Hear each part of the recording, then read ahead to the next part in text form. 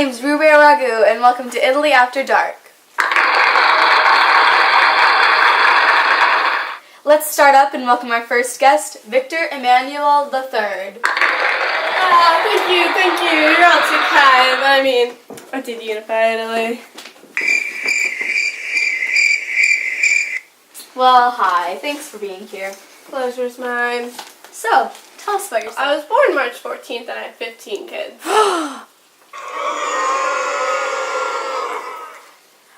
Well, I think the fans want to know what really went down in 1848 through 71.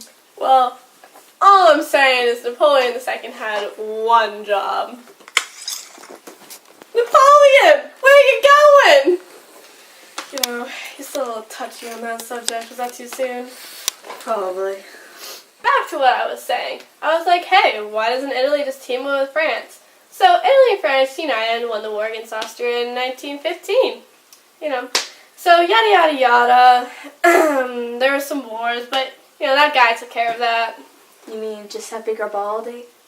Yeah, that guy. But I mean, all that matters is I became king of United Italy on March 17th, 1861.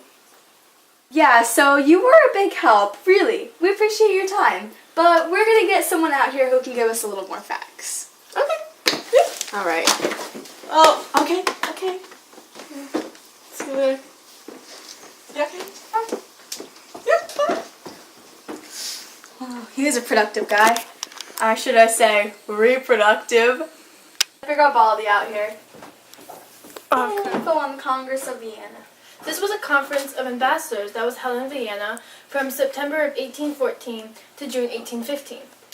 Also, the goal of the assembly was not simply to restore old boundaries, but to resize the main powers so they could balance each other out and remain at peace. Yeah, that's all I got. Okay, alright. So tell us about your movements towards unification. Well, I did start off the unification, but most of the credit goes to your last guest, Victor, because he unified Papal states with Lombardy and others after a vote. Then, I did lead the red shirts to Sicily, and we won Sicily in the War of Biscuits. Wow, thank you. Thank you for being here. It's means a lot. It was my pleasure. Thank you. Okay. Great. Well, thank you for being here. Thank you for having me. Alright, thank you. Bye. Okay.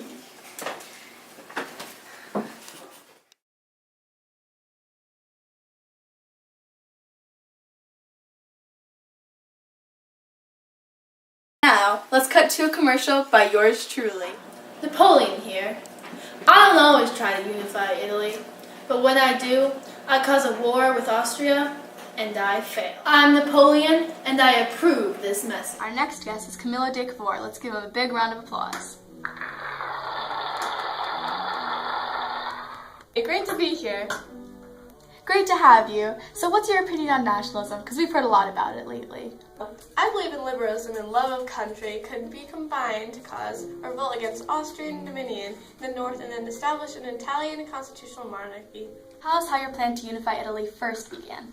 My plan was to use railroads and free the trade to save the economical system of Italy. Wait, did you do this by yourself? Well, no. At first I was going to ask the Pope, but I didn't think he would help. So I went to the king and I convinced him to go to war with Austria. How the war got going? Close friend Napoleon helped me plan the war, and that is just what we did, except he did not win. So I resigned my position. But how is that so? You're still in power now. Yeah, well, I took my position back in 1860 when the citizens of Tuscany, Modena, Parma, Bologna, and Romania supported me. Wow, that's some loyal followers. Thanks for being here. Giuseppe Mazzini, and let's give him a big round of applause.